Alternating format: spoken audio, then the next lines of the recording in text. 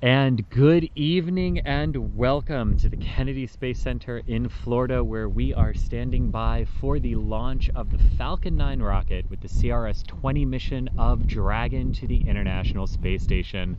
I'm Chris Gebhardt, the Assistant Managing Editor of NASA Spaceflight, and I will be your host for this evening's activities. My colleague Das Valdez is on top of the vehicle assembly building, or we hope he's on top of the vehicle assembly building. We got a notice that the winds were a bit too high for them to actually go up onto the top of that building a few minutes ago. So we're waiting to see what NASA allows them to do. Hopefully he will be able to join in some capacity today. We hope that by him being on top of the VAB that we will be able to bring you the landing of the Falcon 9 rocket from vantage point 520 some odd feet above the ground. So that is definitely what we are hoping to do. If not, he will hopefully join me in person here. But we are currently counting down to the launch of the Falcon 9 at 23:50 and 31 seconds Eastern Time here in Florida, which translates to 4:50 and 31 seconds Universal Time. Right now, the last update that we got was that the winds both on the ground and aloft were okay. And that we were tracking no issues for a liftoff during our instantaneous window today. Now, the other update that we did get was from the 45th, which was that we are still holding right now at a 60% chance of acceptable weather conditions for liftoff. We are under nearly crystal clear skies here at the Kennedy Space Center. The wind is our biggest concern. Now, according to Hans Königsmann, earlier today, Falcon 9's ground winds can be about 35-ish miles per hour, and that is perfectly acceptable for both the launch and the landing of the vehicle. We will wait to see what those winds actually bear out to be. Real quick, I'm just going to throw a quick question over to my my producer, Michael Baylor. A huge shout out to Michael Baylor behind the scenes producing this. Michael, for some reason, I am unable to see the question, the channel in our Discord where we do questions.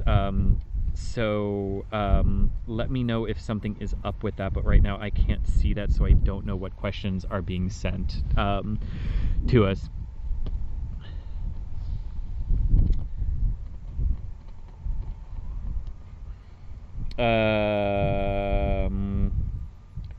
So yes, all I see is the CommNet in that section.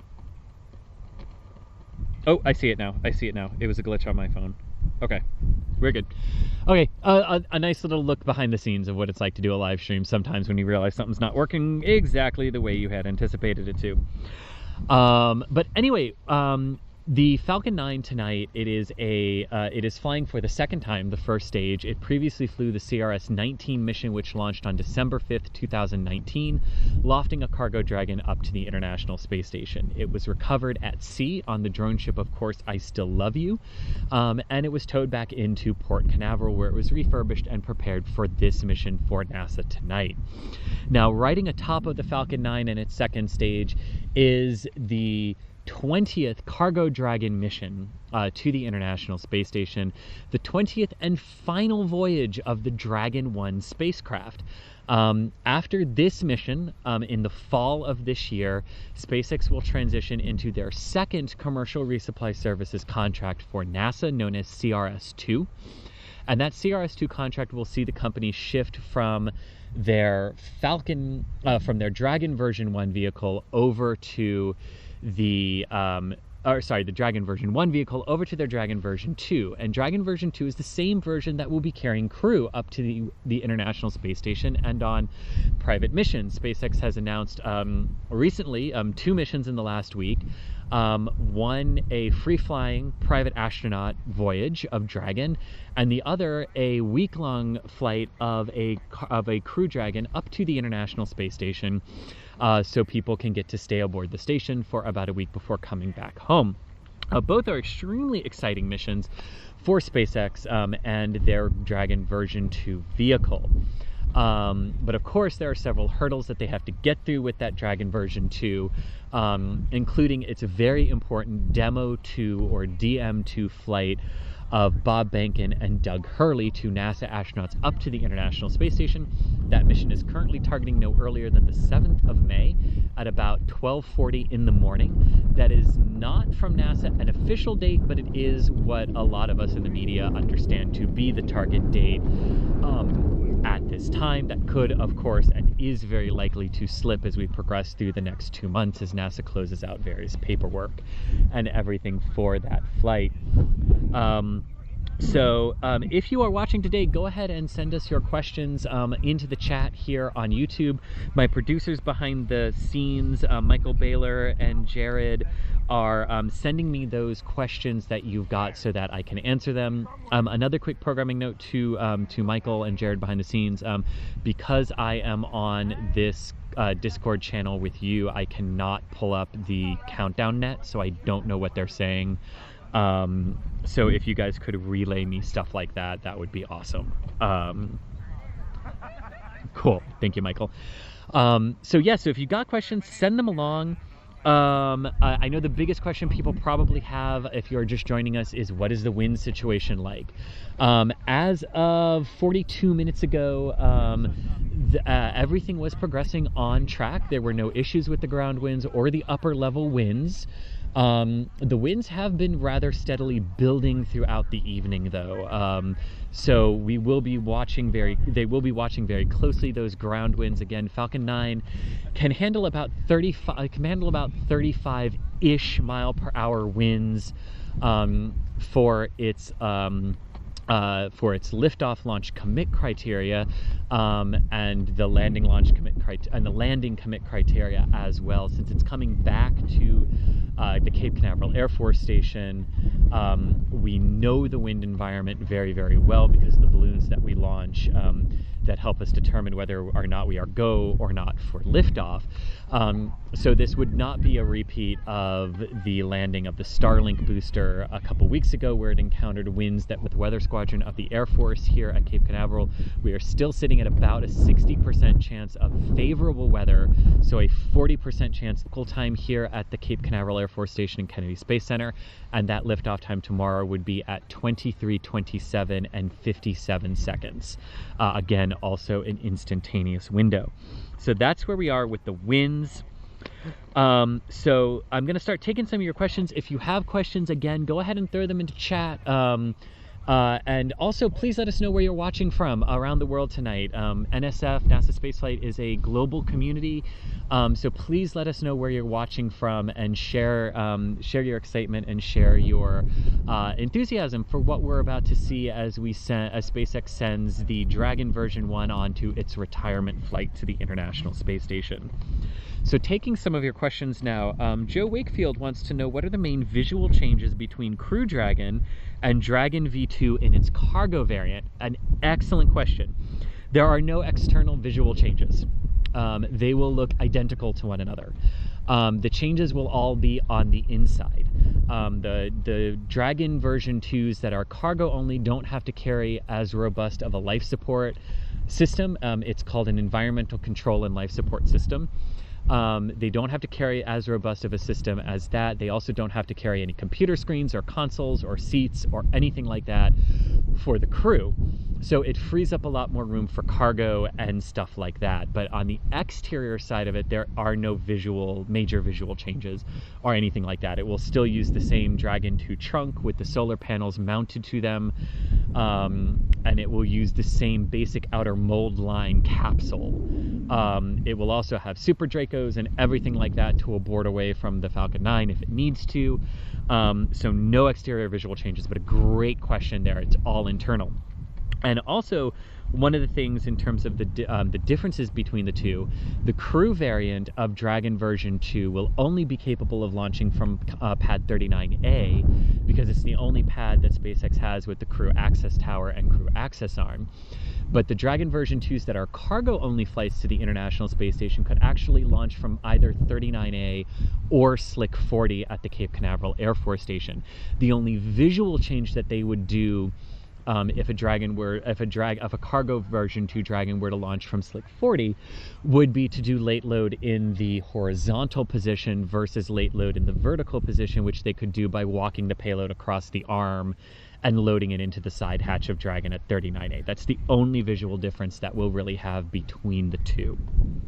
But great question. So Daramina 20, I hope I said that right. How far are we from the launch pad? Excellent question. We are about 4 miles from the launch pad tonight. So we are slightly farther away than we are from pad 39A. 40 is about 4 miles away from me right now, and I am zoomed in as close as I can be to it on the pad there. And we are, of course, awaiting we should be getting, there should be a technical readiness poll happening right about now, as we are 61.5 minutes away from our targeted liftoff time.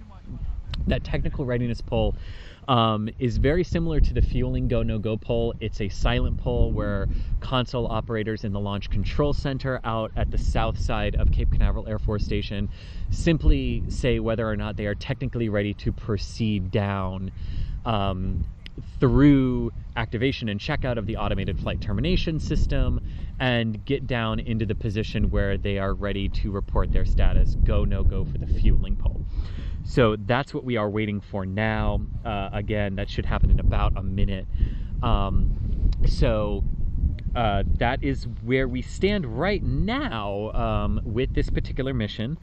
So Quantum Spin wants to know, does Dragon have the ISS logos on the capsule? It does indeed. It has 2 ISS logos on the capsule, signifying its 2 previous voyages to the International Space Station.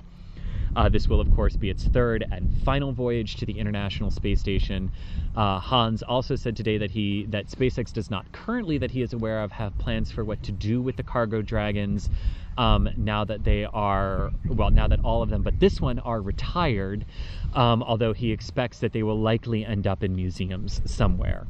And I know Joe Montalbano from the International Space Station program said that Johnson Space Center would love to have one of the Dragons, and I'm sure Kennedy would love to have one, or another one as well, at different places. Another good question that we got here is, what happened to the Starling booster that missed the landing? Yeah, so that's a good question. Bottom line, they scuttled it. When it did not land on the drone ship, when the winds blew it too far off course, then it realized with its logic that it didn't have enough propellant to safely make it to the drone ship. It made the decision through its computer software to do what it is designed to do and to soft land in the ocean instead and protect the drone ship.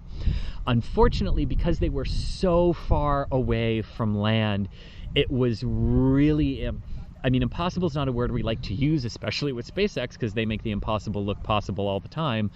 But it really was not feasible or an easy way for them to get it back to any port along the eastern seaboard that was protected. So they did end up scuttling it and sinking it to the bottom of the ocean instead. So yes, we did see the end of that booster on the last Starling mission. But again, a very important point to bring up here with that landing is that, you know, the booster followed what its software and its logic is designed to have it do, which is that if it can't make the landing safely, to ditch into the ocean to protect land, sea, and air assets, or in this case, or in the case of the Starlink mission, the drone ship. Right, so it followed its computer programming and logic and software perfectly in that case. The main difference between that soft water landing a couple of weeks ago and the one back on December 5th, 2018 on the CRS-20 mission that soft landed in the ocean after a grid fin hydraulic issue caused it to realize that it couldn't successfully land or safely land based on range safety criteria at the landing zone, and it landed just a few hundred feet offshore here. But because it was so close to Cape Canaveral, they were able to go out very easily and tow it back in because it was so close to Cape Canaveral. And that was really the biggest difference of why they had to scuttle the Starlink one versus why they could fish the CRS-20 booster out of the water. But great question there as well. Brian Bull wants to know, this is the second used booster. Does NASA only take first and second use boosters, or what is NASA's limit for pre-flown boosters? That's an excellent question. So as of now, NASA has only reflown or used a booster for one of its missions twice. And those boosters have had to have been ones that flew low Earth orbit injection missions, so they didn't have the huge stress of launching these massive geostationary orbit payloads and then be at the limit of their operational performance to land on the drone ship. So basically what that has meant for NASA is that NASA will only reuse CRS, or commercial resupply cargo mission boosters. Now, NASA had indicated in May of last year, when we launched the CRS-20 mission up to the International Space Station, NASA said that that booster that launched CRS-20 was, quote, their booster, and that they were very proud of that because it would be used not just for CRS-20, but CRS-18 and CRS-19 as well. However, something happened after that, and no one's really provided, both NASA or SpaceX, no one's really provided any information on why, but NASA changed their mind. And they opted instead for a brand new booster instead of a booster flying for the third time on the CRS-19 mission. And the booster that was originally scheduled for that one ended up launching the JCSat 17, is it? The JCSat mission for a Pacific 1 and JCSat Japan a couple of weeks later in December. So NASA, the only way to really answer your question is NASA has only used a booster twice, but they had indicated last year that they would be willing to use it 3 times, but then they didn't. And they opted for a new booster for CRS-19 instead. So that's all I've got for you on that, but it's a great question. Okay, so what are the 4 towers surrounding Falcon 9? This is an excellent question. So Florida is a very lightning-prone state, lightning capital of the United States. And you don't want huge jolts of electricity slamming into your rocket, whether it is fueled or not. You really don't want it when it's fueled, but you really don't want lightning hitting a rocket when it is on the pad, because it can fry the electronics. It can do a tremendous amount of damage even if it's not fueled. So the 4 towers that you see are the lightning protection system towers. They're not a huge concern this time of year in Florida, where our weather is usually very stable. But they are immensely important in our summer months when we have massive afternoon thunderstorms that roll across the Cape almost daily. So those are the lightning towers that you see.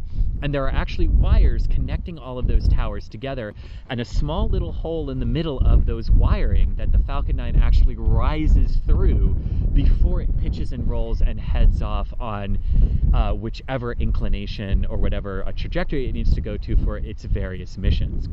Today it will be a pitch and roll to a 43-degree azimuth on the compass heading to take it out on a northeasterly trajectory to insert itself into the 51.6-degree inclination orbit of the International Space Station. And Michael, I'm hearing a little bit of the background chatter on the net. What are they saying there? Do we know? Okay, nothing right now. Okay, I thought I had heard something earlier, sorry. So keeping on with your questions again, if you're just joining us, I'm Chris Gebhardt, the Assistant Managing Editor of NASA Spaceflight. You are looking live at the Falcon 9 on Pad 40, where we are about 54 minutes away from our scheduled instantaneous launch window today. Instantaneous means there is no ability to hold or delay the count, so for whatever reason, if there's an issue and they have to hold, that's it for the day. It's a scrub and a turnaround to the next possible opportunity, which is tomorrow. This is also one of those weird launches where for the United States, it's Friday, March 6th, but launch will actually be taking place for the majority of the world on Saturday, March 7th. So yay time zone conversions for this one. Assuming we go off tonight, which we definitely hope that we do, we won't run into this problem. But if we should push into Saturday, or if we should even push into Sunday, a good reminder for everyone watching around the world, the United States has its time change on Sunday morning at 2 a.m., where we transition from standard time to daylight saving time. So we spring forward, we lose an hour. So the launch times, if we do push beyond Saturday, might seem a little odd, like they're advancing more than the 22 minutes-ish that they do based on International Space Station positioning each day. But it's just because of the time change that's coming here in the United States. It's not actually because of anything weird with the International Space Station or anything like that. If you have any questions, again, let us know where you're watching from around the world too. But if you have any questions, throw them up into the chat here on this YouTube channel. And my producers, Michael and Jared behind the scenes, will throw them. Oh, and Chris, my boss, Chris. Yes, very much. Hello, Chris.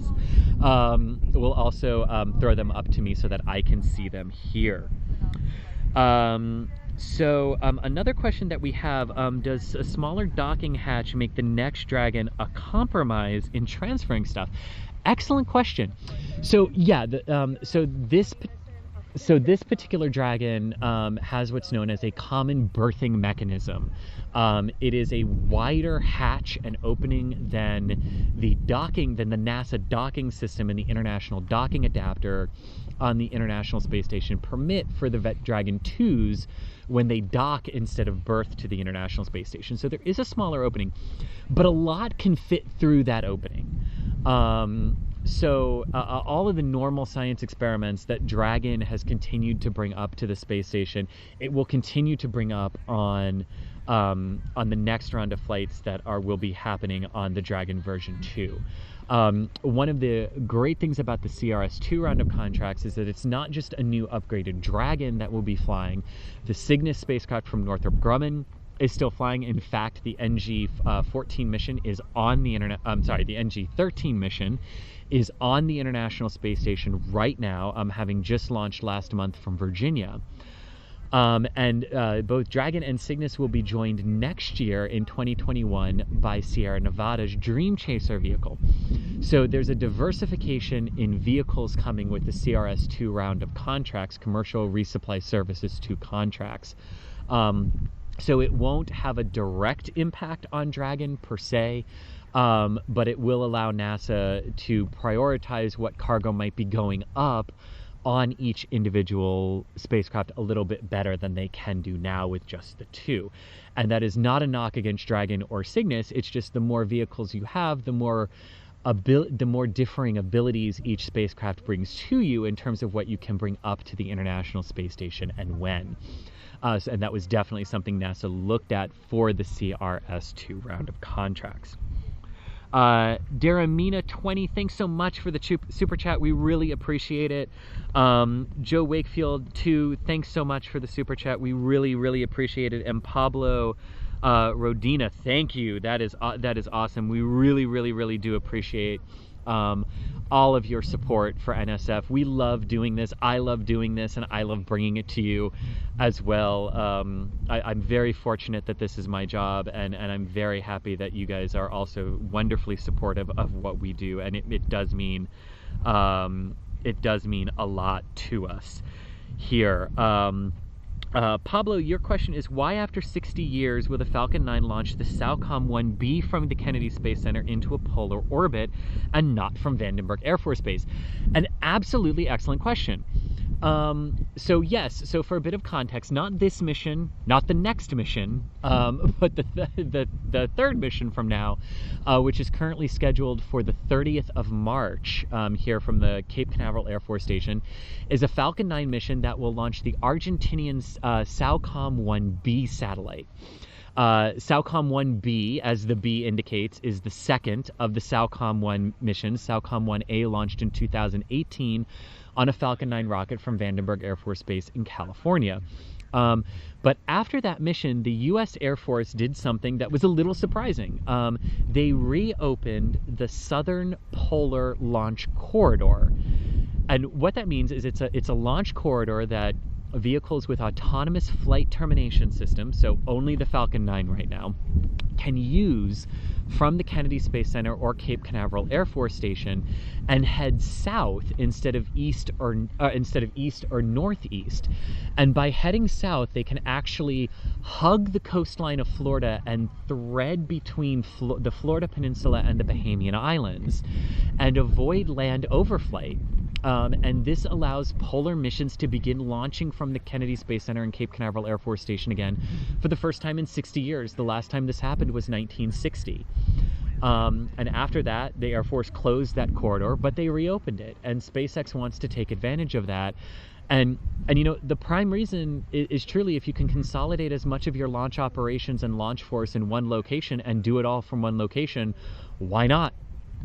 But they are not giving up on Vandenberg Air Force Base. They have not deactivated Vandenberg at all. They still have some very important missions, including NASA's the DART mission, the asteroid redirect mission, that will be launching from Vandenberg Air Force Base coming up in the next couple of years. United Launch Alliance will still be using Vandenberg as well for polar missions, but it just adds some flexibility for SpaceX to do up to 5 polar missions from Florida a year. Now, that is not an indication that they have those missions to do on their manifest. It's just the theoretical max of what they are allowed to do from the Federal Aviation Administration and the Environmental Protection Agency based on the environmental impact report of such missions, which would either see Falcon 9s throwing their sonic booms to largely populated areas of Florida as they launch and land, and also see them land on drone ships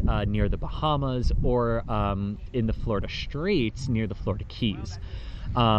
So that's really the reason that they opted to do this, is if you can consolidate it all in one place, it saves you some money sometimes, especially transporting boosters back and forth across the country if you can just keep them here. But excellent question. So going back, Joe Wakefield, Icy Moon, what is the trajectory path tonight? So the trajectory path tonight is to the northeast. So when the Falcon 9 comes off the launch pad, it will do a pitch and roll maneuver to place it on a compass heading of 43 degrees, which will take it northeast from the launch site. And that azimuth or trajectory is what it will more or less fly as it ascends up the eastern seaboard of the United States. That azimuth will progressively change and as it continues its ascent, so that it aligns itself perfectly with the orbital track of the International Space Station for a grapple and berthing on Monday. But it is to the northeast.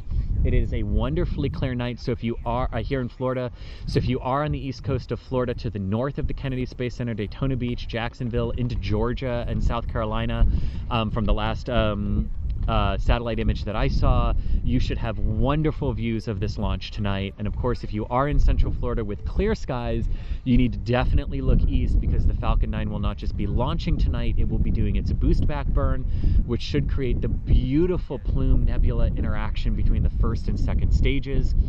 And then it will be flying itself back to land at LZ-1 here at the Cape Canaveral Air Force Station. As always with our tracking, with our cameras here, we will bring you that launch and landing live here with us, so there's no need to go off and search out other streams. If you do not want to, you can stay with us for our commentary as the Falcon 9 lifts off and as the booster flies itself back to land.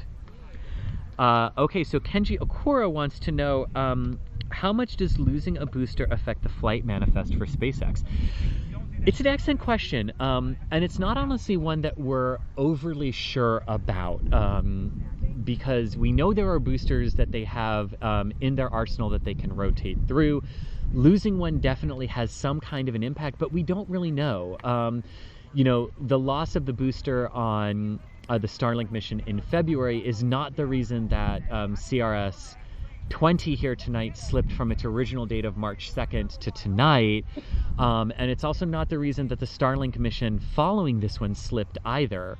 Those two issues had to do with the second stage, a very minor issue with the second stage, so we don't really know. at this point what the impact of losing a booster is, although I'm sure there is, but we just don't know. It's a great question, and we really have to wait for SpaceX to tell us, or come public with what it is. But they do have a few boosters in their arsenal, and new ones that are that will be coming online here this year. The new booster that will launch the GPS-3 satellite for the Air Force here, I believe that's no earlier than April right now. Now, Michael, you can correct me if I'm wrong on that date. Yeah, but it's April. Yeah, late April. That is a new booster, but unlike the previous GPS-3 mission that the Falcon 9 launched, this one will land. It will not be expendable. They will land it on the autonomous spaceport drone ship, one of them. Either, of course, I Still Love You or Just Read the Instructions. Both of them are here. So they'll have that one to grab and reuse. The booster that will launch the Demo 2 mission in early May, at this point, they'll have that one to grab and reuse. As well. So there are a couple of flights with new boosters coming up to add back into their arsenal, so to speak, for their salvo of Starlink missions and crew missions and science missions and satellite missions. It's going to be an impressive year for them if their manifest does what they're hoping it will. So again, if you're just joining us, we are right now about 41.5 minutes away from the scheduled launch of the Falcon 9 rocket with its CRS-20 Dragon capsule and cargo for the International Space Station. What we should be coming up on fairly soon at T-minus 38 minutes is the go, no-go poll for fuel loading and propellant loading. This is a very silent poll. It's basically just the launch director coming on and asking all stations to report their readiness, which they do by clicking a button on their consoles, either yes or no. So there is no big, go, no-go poll where you hear people calling out their status and readiness to proceed. So silence is always golden in a SpaceX countdown, whereas silence is scary in a United Launch Alliance and Northrop Grumman countdown. So that's what we're waiting for next. If everything is go at that point, they will proceed into propellant loading at the T-minus 35 minute mark. And Michael, yeah, if you hear any updates on that over the net or anything, just let me know and we can pass that along. So yeah, so if you still got your, so if you have any questions, please put them up in chat. Even if you think it's a question that might have already been answered, go ahead and ask it again, and we'll answer it again, because I guarantee you're not the only one thinking about that question, even if you are thinking, oh, surely someone's asked that already. We're here to answer any and all of your questions. Your questions also don't just have to be about Dragon or the Falcon 9. They can be about anything related to SpaceX or space exploration or rocketry or anything. Please, please, please send them along. We love all of your questions very, very much. So Brian Bull wants to know, any word on the final date for Bob and Doug's launch? Well, right now, it's understood that it's a tentative target of the 7th of May, 2020, as the absolute no earlier than date. That is not an official target date. It is just the no earlier than readiness date from NASA's side of things. If launch were to happen to be on that day, a launch on May 7th would come at roughly 12:40 a.m. Eastern Daylight Time. So it would be a night launch. So in general speaking, May 7th, May in general is a good way to be thinking about this right now, because it is a very important mission. It is a very complex mission. The first time the United States will be launching astronauts again since the completion of the shuttle program in July of 2011. There's a lot riding on this mission as well, not just for SpaceX, but for NASA and the International Space Station program. So we can expect a lot of caution, a lot of double checking, a lot of paperwork closeouts and triple checking and quadruple checking and everything to make sure every single thing is absolutely ready for that launch. So March is what I would say now. Jared, thanks so much for the super chat. We appreciate it as well. We really thank you so much for that.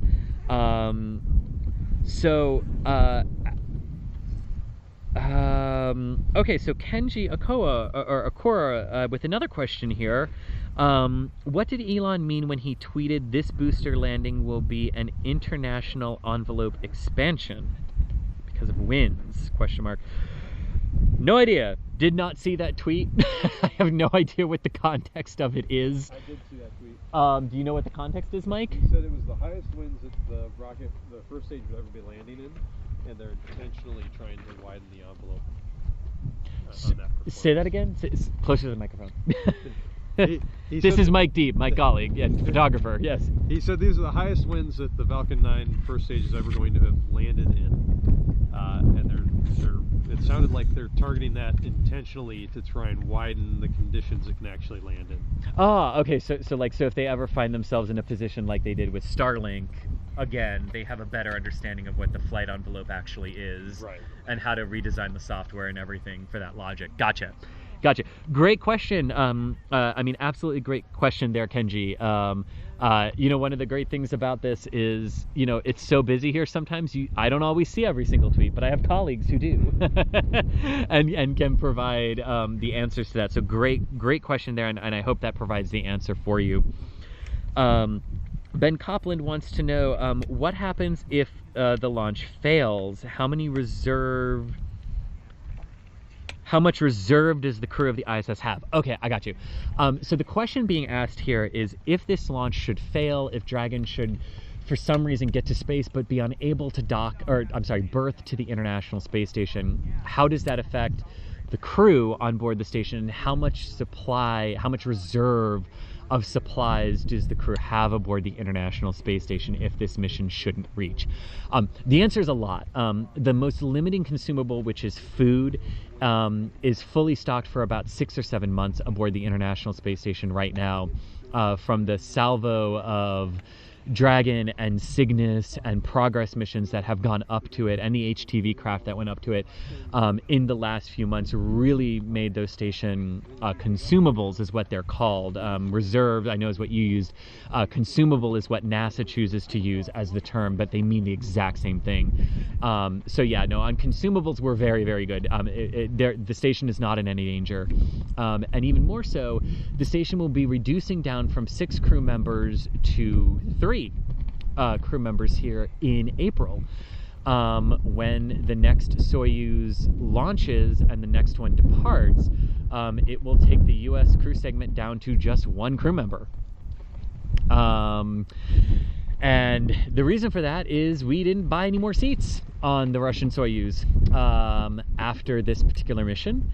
And as part of the agreement between the United States and Russia for crew transportation to the station, Russia is eliminating 2 of their 4 Soyuz launches a year, and those 2 eliminated Soyuz flights will be picked up by Dragon and Starliner here from the United States. And this is the point in April where those seats on the Soyuz run out. There are only 2 Soyuz missions scheduled for this year. And there's no ability to change that because of how long it takes to build the Soyuzes and their long lead times for production and to get to launch. So the crew will be reducing down quite significantly here in April. The hope is that SpaceX will be ready in May for that Demo 2 flight, and that Demo 2 can be followed as quickly as is safely possible by the first post-certification flight of Dragon, and regular crew rotation flights can begin on Dragon. Exactly when Starliner will be ready to start ferrying crew members is very much up in the air. NASA and Boeing today said it will be months before Starliner flies again, and no word on whether or not that will be a reflight of the orbital flight test or proceeding on to crew. Michael, we should be fuel loading at this point. If you've heard anything over the net, there, let me know. Okay, Michael has the net on, but it's been silent, so silent is good. So, hey guys, you're looking at the countdown clock. Is it still counting down? Okay, then we're good. Then they should be fueling, because we are 35 minutes away from launch. This is what I mean when I say, like, silence is golden in a SpaceX countdown, but sometimes you just have to look, is the clock still ticking? before you can get a good sense of where they are. So at this point, 35 minutes before liftoff, Falcon 9 is in fueling operations. They are simultaneously loading RP-1 kerosene and densified liquid oxygen into the first stage, and they are loading only RP-1 kerosene into the second stage at this point. So while this first stage fuels all of its fuel together, at the same time, the second stage actually fuels all of the RP-1 kerosene first, gets into stable replenish, and then they load all the liquid oxygen after that into the second stage. But back to the question about ISS reserves and consumables, the reason I mentioned the ISS crew reducing down in size is because that will stretch the amount of consumables that the crew uses, right? And it will increase how long those consumables aboard the station will last when you have fewer people aboard the station. So that was the long-winded way of me saying why the consumables were necessary and why the crew reduction is a necessary part of that calculation. But the bottom line is we are fine should Dragon not be able to reach the space station for some particular reason. So again, if you are just joining us, we are about 33 minutes away from the launch of Falcon 9 and Dragon on the retirement flight of the Dragon 1 capsule to the International Space Station.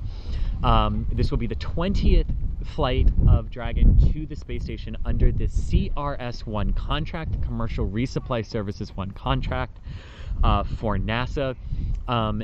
Even though it is the final flight of the CRS-1 contract, it is not the end of SpaceX's cargo resupply runs to the space station.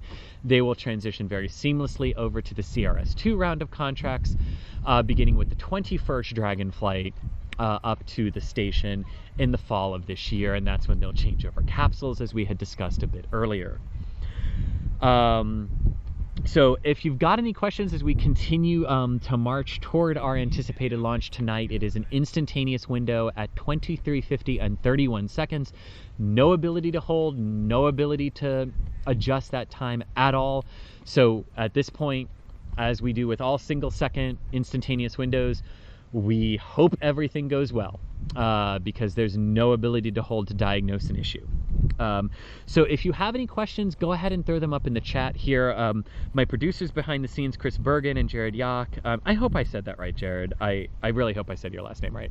And Michael Baylor. A huge shout out to Michael Baylor, who is directing and producing this behind the scenes. And Michael, did DOS ever make it up to the top of the VAB? Do we know that?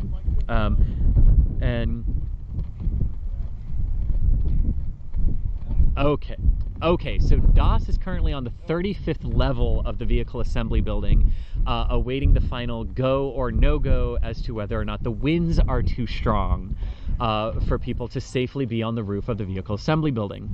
Now that might sound weird because the Falcon 9 doesn't appear to be having any problem with winds right now that we know of, but it's a much different set of circumstances when you're 525 feet above the ground on a very open building, an open roof. So NASA does have very strict rules about when it is safe from a wind perspective to be on top of the vehicle assembly building. So we're waiting to see what DOS has.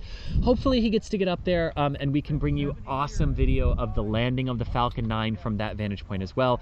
But fear not, if DOS is not able to get up there, you can watch the entire launch and landing of the Falcon 9 from this camera that I've got here with me, so we won't steer you wrong as we go through the day. But if you've got any questions, throw them up into chat, and Jared, Michael, and Chris will be throwing them over to me to answer them for you.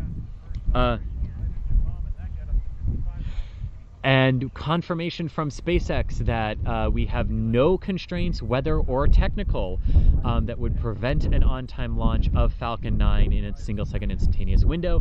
Falcon 9 is fueling liquid oxygen and RP-1 into the first stage and RP-1 kerosene into the second stage. And Michael Seeley is about to stand right in front of my camera. Oh, you tried so hard, Michael. Like, I saw you pick that up, and I'm like, ah. I wasn't sure which way you were filming. What do you think one of the joys of doing the live streams here truly is, I mean, this is an active spaceport. with a whole bunch of people here. Media and NASA, the whole NASA social crew is here as well. It's awesome to all be here together, but sometimes you have things where people just step in front of your camera and you've got to go with it. Thankfully, Celia and I know each other well enough so we can rib each other live on the air. Chris is shot. I'll beat him up for you. You'll beat him up for me? Thanks, Mike. Yeah. No, Michael Seeley's a good guy. We don't want him beat up. Chris is doing it all right. That's all I have to say. You are, exactly. I saw you pick that up, man, and I was like, oh, he's about to step right in front of this. What? Doing it all right. Oh, man. So anyway, that's confirmation from SpaceX that everything is progressing on track. Ground winds, upper level winds, no issues right now. They will, of course, continue to monitor those. So just because there are no issues right now doesn't mean we might not still scrub for these winds. We hope we don't. But good right now does not guarantee good at liftoff time. So that's why we keep monitoring. That's why they keep launching weather balloons and keep monitoring those ground stations for what the winds actually are. So let's go back to some of your questions. Jalen Duncan wants to know, could a Falcon 9 take Perseverance to Mars? Great question. Falcon 9, no. Falcon Heavy, yes. Yeah, Falcon Heavy could have done it. The interesting thing here, though, comes down to the mission certifications. So NASA, Mike, help me out here. The highest classification in terms of like importance of the payload is Category 3 for NASA, correct? I think so. Yes, so Category 3. The Falcon 9 has not yet formally received its certification from NASA for Category 3 scientific missions. Now, it has received a launch contract for one of those, the Psyche mission in 2020. Let me try that again. Falcon Heavy has not yet technically received its certification for these Cat 3 important missions from NASA. But it has received a launch contract for one of those Cat 3 missions, the Psyche mission, that will launch in July of 2022. Now, the reason it can receive a contract without having formal certification is that's NASA's way of saying the certification is at this point just a matter of finishing out the paperwork and dotting the I's, crossing the T's, and signing it. So it effectively has that certification, just not officially. But it did not have that certification in any way, shape, or form. In fact, it had not even flown yet and was still about 1.5 years away from launch, from its eventual first launch, when the launch contract for Mars 2020 and Perseverance had to be decided. So Falcon Heavy, rather, was never an actual contender to launch the Mars 2020 Perseverance mission. Back when all of those launch decisions had to be made many, many years ago. But now, if NASA were building a new rover after Perseverance, but now Falcon Heavy would have that ability to compete for that particular contract. So Falcon 9 could not do it, but Falcon Heavy could. But it couldn't because it didn't have the right certification at that time, but it will now. But great question, and I hope that answered it for you. Quantum Spin wants to know, will the Demo 2 Dragon crew bring home the flag left behind on the ISS by the final shuttle flight?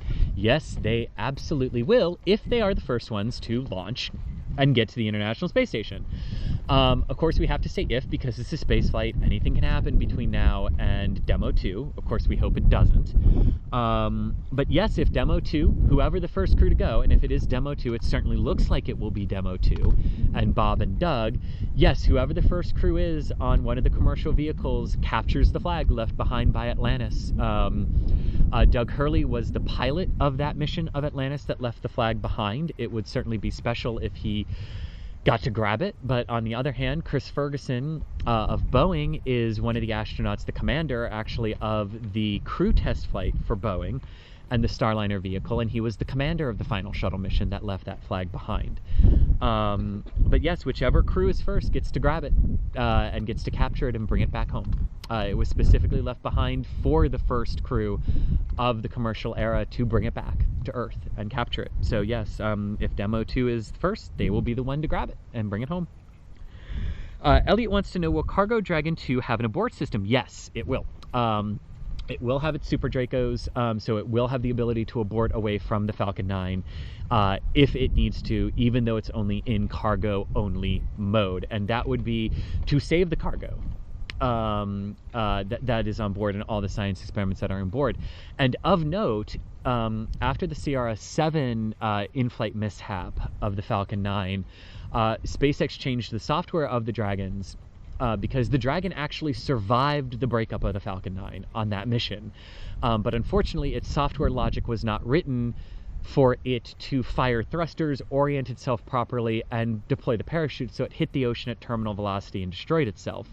But after that, all of the Dragon 1 capsules have had their thruster systems and their parachute systems active on launch, so that if there should ever be another launch mishap while a Dragon is on board the Falcon 9 and it survives, it can pop its parachutes and land in the ocean for recovery of that scientific of all those science experiments. But Dragon 2 will have the Super Dracos and the ability to abort away. Yes, even in cargo only mode. Okay. All right, we are at this point about 3 minutes away from our big T-minus 20-minute vent, so we'll be watching out for that. This is going to be a huge release of gaseous oxygen from the first stage tanks of the Falcon 9. It is a very cool visual symbol that everything is progressing as planned toward the liftoff, so we'll be looking for that in about 3 minutes from now. Until then, Pascal Schubert wants to know, how often does SpaceX reuse the grid fins? Oh, excellent question.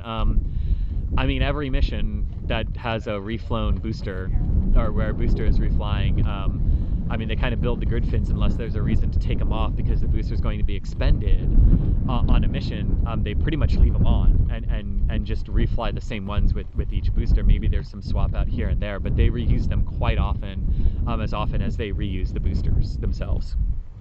And the big reason for that is those things are expensive to make.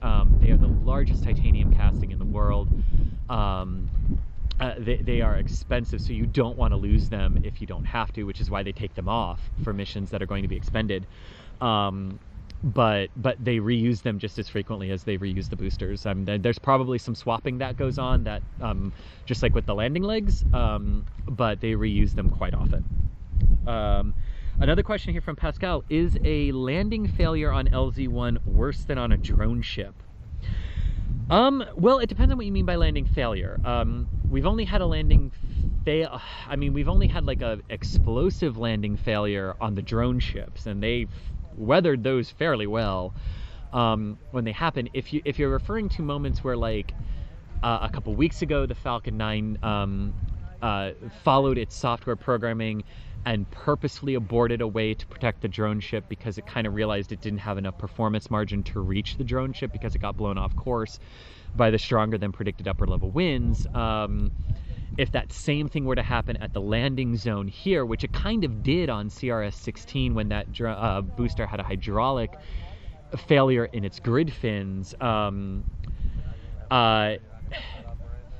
I mean, it would just kind of depend on the mission and how much propellant is left. I mean, if a booster were to have an engine failure or run out of propellant as it was trying to land on land, I mean, it would. We don't really know what it would be. I mean, there's the T-minus 20-minute vent. You're seeing right there that white plume coming off the side there of the Falcon 9, our gaseous oxygen venting away from the first stage tank of the Falcon 9, a great visual symbol that everything is on track. But back to your question there, Pascal, about a landing failure on land. I mean, we haven't seen it yet. I mean, the landing zone has its secured keep out distance where no one is allowed to get closer to it. Obviously, the Air Force protects for if the Falcon 9 should explode on landing. How far away will that debris get thrown based on day of launch winds and weather patterns. And how much propellant is potentially left in the tanks at landing, and they keep people farther than that away, so it wouldn't pose like a threat to people. If that were to happen, there would certainly be some damage, but nothing that they couldn't repair. As we continue to look at that gorgeous T-minus 20-minute vent there of the Falcon 9, Andre Abbott wants to know, is there any idea what the 2 astronauts will do on their extended mission for DM2? Yeah, so it's important to note a couple things here. Every single indication is that Demo 2 will be an extended multi-week mission to the International Space Station. Exactly how long, we don't know yet. But the reason we say all indications are that it will be extended, even though it has not been formally announced by NASA or SpaceX that that is the case, but the reason we say all indications are is because back in January, NASA was very clear that if Demo 2 were to be extended, Bob Behnken would have to go through EVA or spacewalk training, and Doug Hurley would have to go through robotics training, so that they could help out with any spacewalks or robotics operations while they are permanent crew members of the International Space Station. Both of them have since, as of last month, begun that training. And there's only one reason you would be doing that training, is if the plan is to extend Demo 2 at this point to a multi-week mission. Of course, that's not formally announced yet, so that's why I say that. But that is part of what they would do. Other than that, they would participate in experiments and running experiments in the general day-to-day maintenance of the International Space Station, just like any crew member aboard the station would. They would not have training on some specific experiments that Chris Cassidy has had training on for his mission, for his long-duration mission. But there are a lot of experiments that go up that, you know, astronauts can just follow the checklist provided to them. And follow the procedures provided to them by the ground, and that's a lot of what they would be doing, including maintenance, swapping out of filters, cleaning, you know, the general upkeep of the International Space Station that they have to do every single day. So essentially they would just become regular station crew members, just with not as much formal training as others have received for various missions.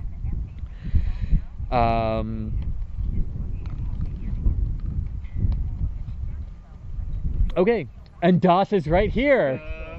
DOS, I think I hear the winds were too bad. Yeah, they're 25 to 28. 25 to 28. Well, that explains why we're ready to go with the Falcon 9, because apparently 25-mile-an-hour winds are too much of a risk for humans on the top of the VAB, but about 10 miles an hour lower than the max allowed for the Falcon 9. DOS, man, catch your breath. Hey, all right, I'm here. Well, I gotta plug stuff in because I gotta get the people. Well, he's got to plug stuff in. I mean, catch your breath and get stuff plugged in. Yeah. Oh man. So that answers that question. DOS is here with me. He's not on top of the VAB. I am not. But he has what I love to refer to as the DOS spy zoom. So we should have some good video after the fact. Maybe during the broadcast, but definitely after the fact for you. We'll see what we can do. We'll see what we can do. There we go. Username, thanks so much for the super chat. We really appreciate it. You know, like I said earlier, like we love doing this. But it's all great. But it's that hint of sarcasm that you hear from DOS has something to do with the fact that he's a little bit under the weather. He's got coronavirus. But he's here. He does not. Stop saying that, Mike. I've got a secret. Yeah. I guess I'll set up over here. Yeah. I can move. Okay, but anyway, what I was saying is we love bringing this to you guys, and everyone who's watching from around the world. It's our passion, and we love sharing that passion with you, and hopefully letting you all experience a little bit of what we get to experience with these launches, and hopefully tonight an epic landing. I can't express to you how happy I am that it is crystal clear with not a cloud in the sky. Because when the stage separation happens and the second stage ignites and that first stage flips around to do its boost back burn, those two plumes will interact in a gorgeous, what we refer to as the Falcon 9 nebula. It's absolutely gorgeous. We will be shooting it with both cameras, so we should be able to bring it to you. DOS, when you're all set up there, though, we do have a bit of an exposure issue on mine. Okay. But only when you're done with yours. Right. So yeah, so let's keep taking some of your questions here. When do they bring the Falcon 9 to the launch pad before liftoff? Richard Daniels wants to know that. Well, this is one of those frustrating, it kind of depends what you mean by the launch pad. If you mean when do they haul it out of the horizontal integration facility fully integrated, about a day before liftoff. And then it can go vertical about as late as 6 hours before liftoff, depending on the mission. anywhere between 12 to 6 hours before liftoff. It is the latest it can go vertical, like this. But if you mean at what point does it arrive at the horizontal integration facility, which is technically at the launch pad, that can be several weeks to several months before liftoff. The Falcon 9 rocket that will fly the Demo 2 mission has been inside the horizontal integration facility at 39A for months at this point.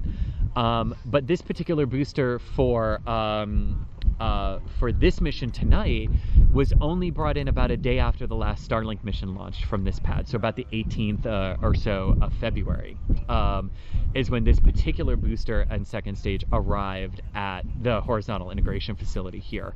So it just kind of depends on what part of the launch pad you mean, but that's sort of an overall brief 1,000-foot view of when the various rockets arrive for their missions. D. Oberski wants to know how long from launch until docking. So a launch tonight at 23:50 Eastern Standard Time would result in a grapple and berthing of Dragon Monday at either 7 or 8 a.m. Eastern Daylight Time. I believe it's 7 a.m. Eastern Daylight Time. So roughly a day and a half? No, 2.5 days, Friday to Saturday to Sunday, 2.5 days, roughly 2.5 days for this particular one. It can happen in as little as 1 day. It's just really dependent day to day on where the International Space Station is at the time of liftoff, which is all based on orbital mechanics, so it can range anywhere from a day to 3 days. In this case, 2.5. And Chris Ruald wants to know, will NASA keep a Dragon on emergency standby, ready to launch if needed? Chris, if you could throw up into the chat, if you could clarify what you mean by that a little bit. Do you mean a cargo Dragon? Do you mean a crew Dragon? And what do you mean by would NASA keep one on standby in case it's needed? If you could clarify that for me, I'd be happy to answer your question. I'm just not real sure exactly what it is you're asking me at this point. I'm sorry. So if by chance you mean crew, the answer is no. Really, the crew Dragons are tracking to their individual missions. So it's not like in the shuttle era. If for those of us who remember back to the space shuttle era after Columbia, right, when we sent Atlantis to the Hubble telescope in May of 2009, we had Endeavour on the other launch pad ready to go to rescue the Atlantis crew just in case we needed to. They really don't have that type of capability with Dragon. Because the Dragons, like I said, are processing to their individual missions. So not in that case, but one thing here, like for crew missions to the International Space Station with Dragon, once they arrive at the International Space Station, if they were to, and this goes for Starliner, it goes for the Soyuzes as well, if there's ever a problem with the spacecraft after they arrive at the space station, there are ways of figuring out how to get that crew back home, not on board the damaged or crippled spacecraft. Both Starliner and Dragon will launch normally with 4 crew members on board, but they are capable of carrying 7 if they absolutely need to. So if one of them were to say become crippled, and of course this is entirely hypothetical, but if one of them were to become crippled, if a Soyuz was ever to become crippled, the Dragon or the Starliner could handle getting that crew back down. Now it would take a while to do because you would have to reduce crew on the next one and get them down, but it's doable in a way where you don't have to have like a Dragon on standby for a Dragon or a Starliner on standby for a Starliner or things like that. The station really does give a lot of flexibility if there were ever a serious problem with a crew vehicle on orbit, much the same way it did for the Space Shuttle program as well.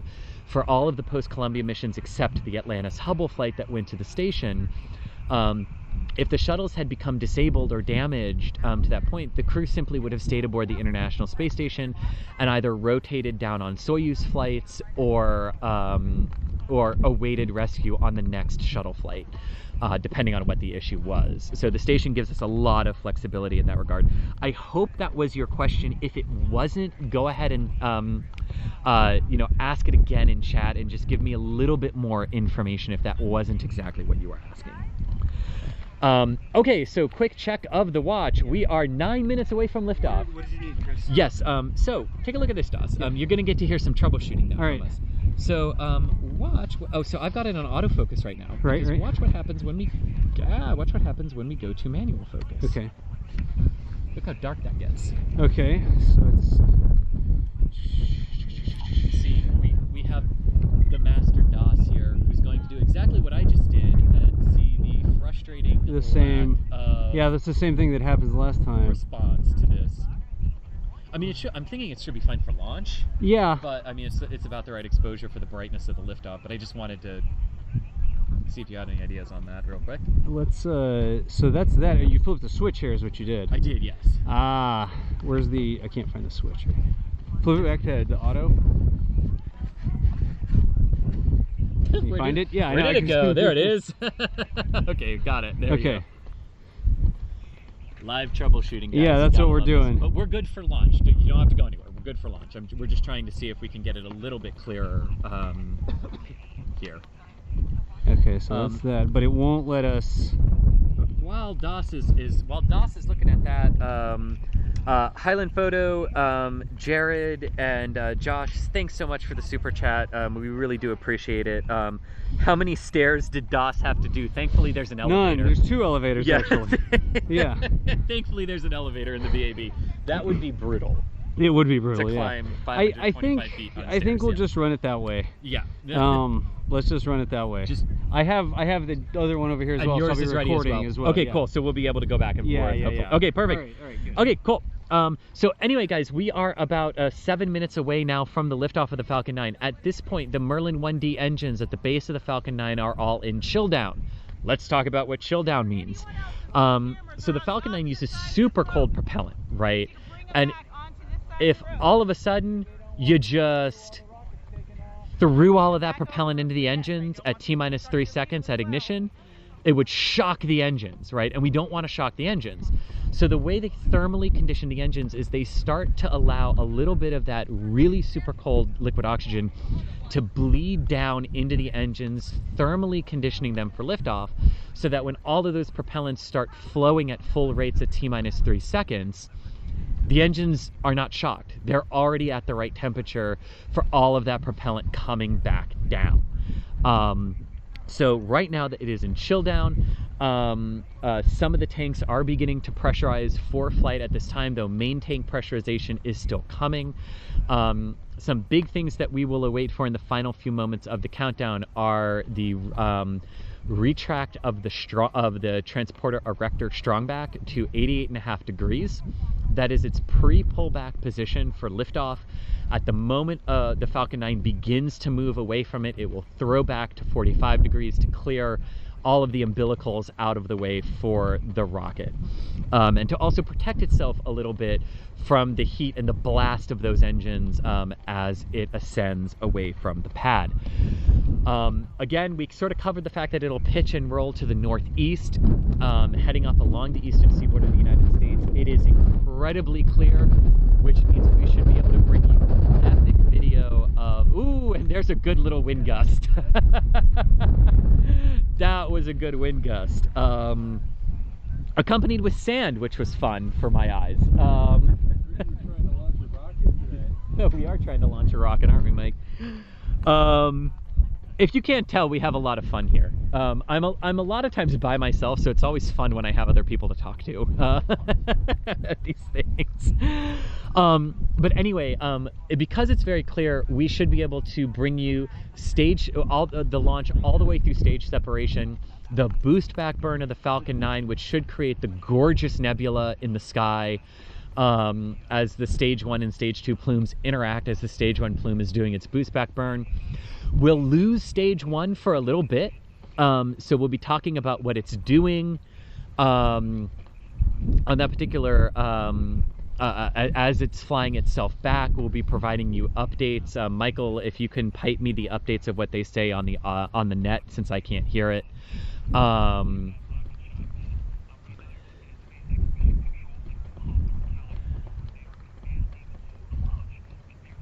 Okay, cool. And we are about at strong back retract. Michael's listening to everything behind the scenes for us. He'll be patching it through to us during the launch too. You know, letting us know that all the calls are being called out, you know, as they should be happening, as stage 2 takes the payload and drag into orbit, as stage 1 flies back to land here at LZ-1 at the Cape Canaveral Air Force Station. So at this point, about 3.5 minutes away from our liftoff time. Now the strong back is getting ready to retract. Fueling closeouts are underway on stage 2 and stage 1 at this point, but fueling is still going on. Fueling will continue until about the 3-minute mark. This load and go procedure is something SpaceX has become quite famous for, and quite good at, where they don't really put propellant into stable replenish. It is load it and launch it, and waste as little of it as possible on the Falcon 9 system. So again, very exciting. We are getting to the business end of this countdown. The nerves are building, right, Doss? Yeah.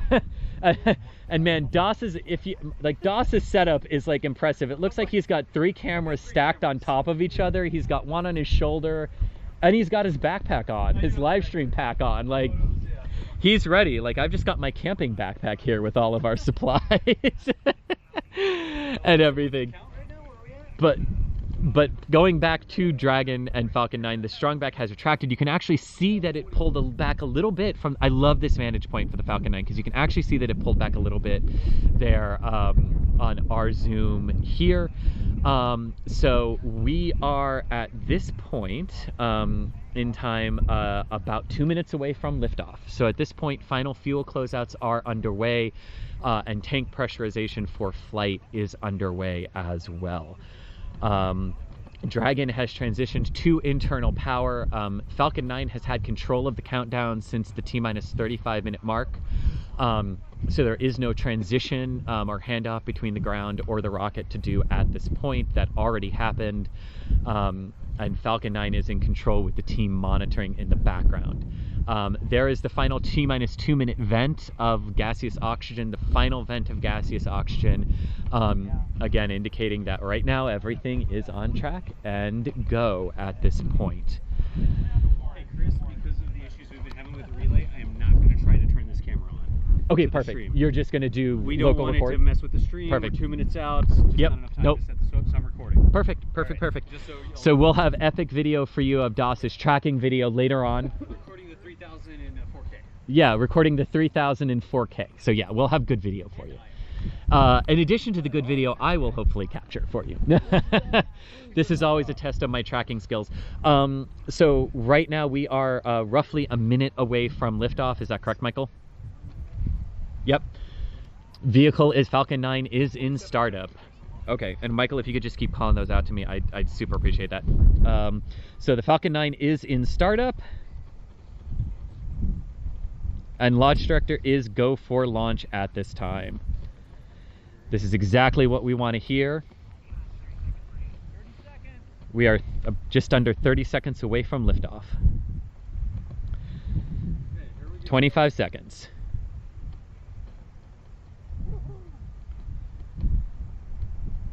Did you switch it to auto or manual, DOS? Did you switch it? And we should be good with that? Okay. Okay, cool.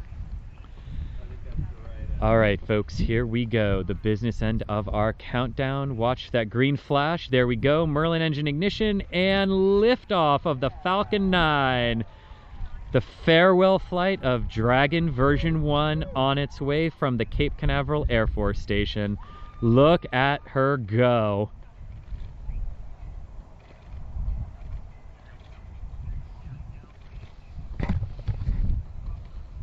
Woo!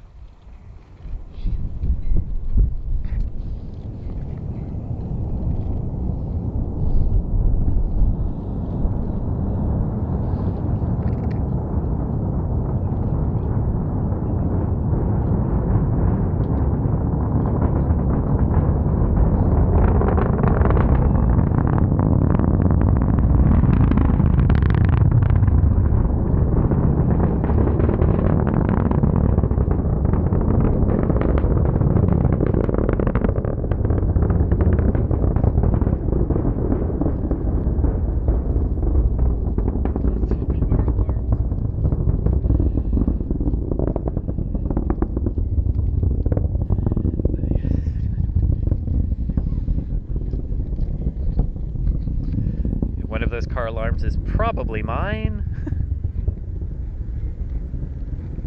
Your car doesn't just tweet at Elon? No. And we are through max Q at this point. Falcon 9 ascending beautifully there through the night sky. That's a much better, well, that was a much better view at some point there.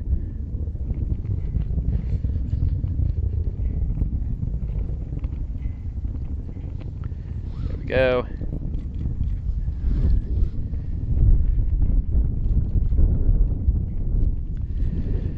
All right, we are standing by now for the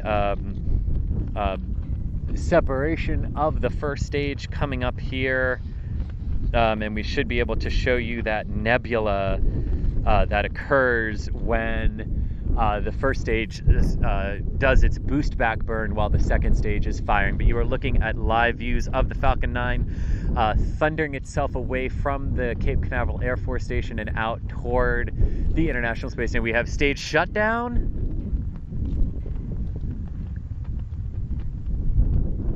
All right, awaiting second stage ignition. There is the second stage ignition. And there is boost back. Wow. There is boost back. Look at that boost back burn and the Falcon Nebula.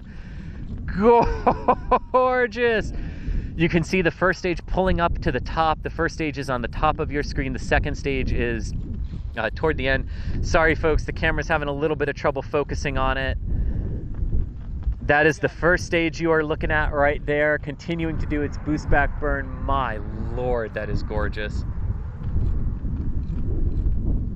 Absolutely gorgeous.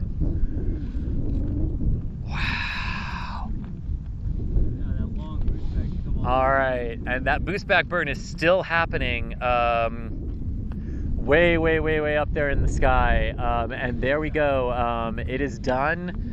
Boost back burn is done. The second stage is continuing at this point to take Dragon onward.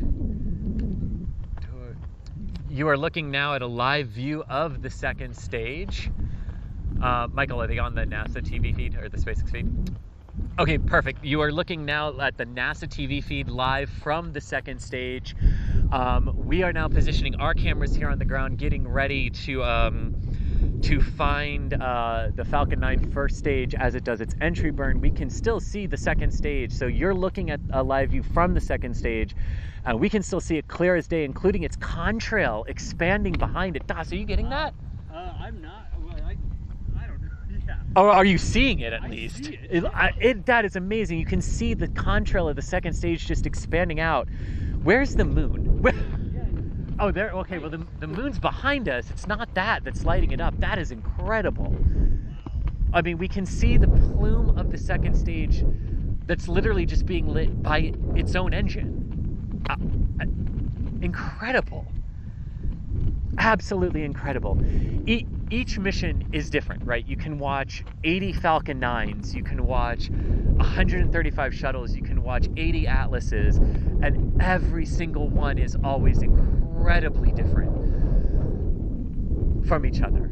Absolutely gorgeous. The callouts right now are indicating a nominal performance of the second stage as it continues to take the Dragon to orbit.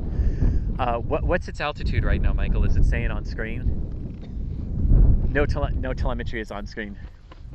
Yeah, but nominal performance, NASA TV doesn't have any telemetry markers up there, but I mean, absolutely gorgeous. Gorgeous is exactly what we want here. Okay, so at this point, we are just sort of standing by, waiting for the... Chris, which way is the outside? Okay, and about a minute to the entry burn, Das. Okay, thank you, Michael. So we are less than a minute now away from the entry burn of the Falcon 9. If it's on a day launch, sometimes with these return to launch site landing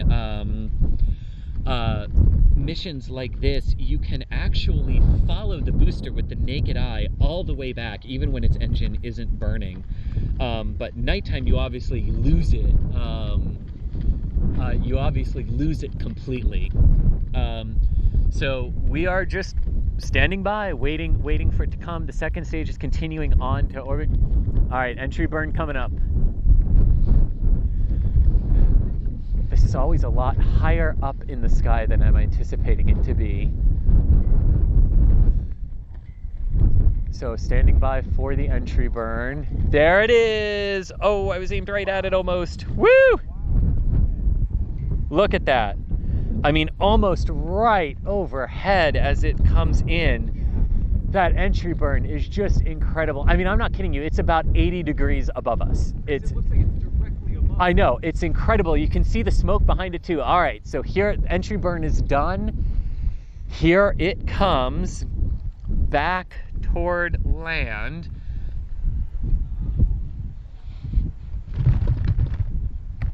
Oh my gosh. Guys, this is awesome. I can still see the pinpoint of light of the second stage as it nears the horizon too.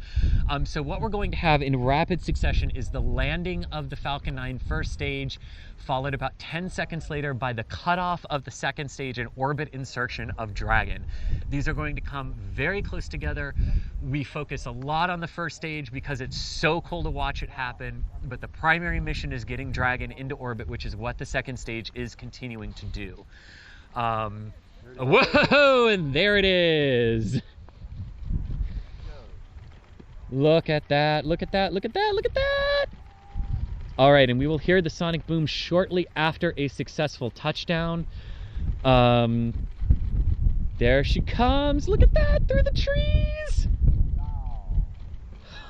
All right, she disappeared from view from us. We're waiting for the light to stop.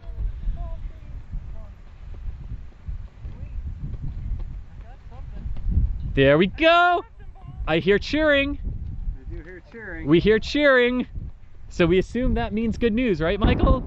There are the sonic booms. Falcon 9 landed. Woo! Woo! Oh, that is always a good sound and feeling, right, Doss? Yeah. Oh, man. Second stage should have cut off too. Michael, how are we doing on the second stage? I lost the video. Did you say it? I lost my earbud. Did you say second stage is in orbit? Oh, waiting for status update. Okay, shut down. Shut down. So Falcon 9 has landed. Dragon is in orbit. Excellent. Woo! That's how you do it, folks. So the 20th and final Dragon 1 mission safely on its way to the International Space Station. We will wait for Dragon separation, and then we will sadly have to leave you. That's Mr. Michael Seeley there. Wave, Michael. There you go. We'll take you back over to the launch pad so you can see what the pad itself looks like. All right, and Dragon is about to separate away from. Cool. All right, and Dragon separation on its way to the station. Awesome, awesome. It is the stroke of midnight here in Florida. Mike, that is a freaking awesome photo. Mike got a great photo of the Falcon Nebula during the boost back burn. Nice. Epic shots, Michael. He'll have them up very, very quickly. I want to say a very sincere thank you to all of you who watched from around the world tonight, this morning, today, whatever time of day it is for you. Thank you so much for joining us. We really do appreciate it, and all of the and everything that you do. Super Ander, thank you so much too for the 2 super chats and everything. We really appreciate it. It's our passion. We love bringing this to you. Thank you so much. You know, these missions are always super exciting, but it means even more to be able to bring them to all of you as well. And thank you so much for your excellent questions. That is going to do it for us here from the Kennedy Space Center. Please subscribe to our channel, our YouTube channel, if you haven't already, and hit and turn on notifications. We don't spam you with anything but really cool videos like this one. And who doesn't like watching Starship being built out in Boca Chica? I know I do. I know you do too, guys. But that is going to do it for us here. Thank you so much. Head on over to nasaspaceflight.com, read about this mission. We'll have continuing updates as it progresses up through docking and its return. But thank you so much, and have a wonderful evening, day, or night, wherever you are. I'm Chris Gebhardt for NASA Spaceflight. Have a good one, nerds. Hey, Chris. Oh, Doss has something to say. Tell Michael that we might try to go to remote 2 or remote 1 or whichever one is not the main camera. Michael, I assume you know what that means. On the outro, I might turn my other stream on here. I have to. Okay, because You get out of I've got to Dodge. go. You Yeah, turn your I've got to camera go. off, So I'm yeah, gonna turn mine but on. thank you so much, guys. Stick around. There might be something cool that Doss is about to show you. We'll see. The outro. But yeah, thank you so much, and have a great evening, morning, wherever you are.